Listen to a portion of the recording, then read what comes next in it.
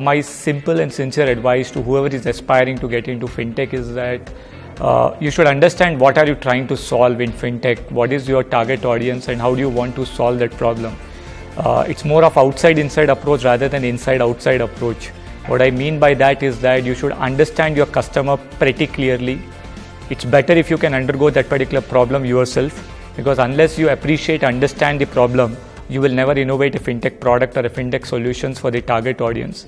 One more thing one has to understand and appreciate the fact is that when you're getting into fintech, you are going to touch millions of lives, because money is required by every single human being out there.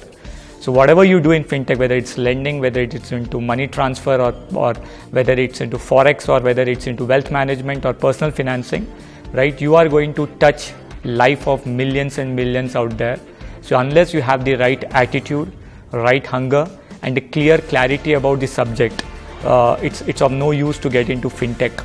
And personally, I firmly believe that one should be having a subject matter expertise on finance rather than just on technology, because technology is just an enabler, but the subject knowledge is much more important, unlike any other sector or space wherein you can cover that particular subject by your own personal life experience. But finance is a big ocean.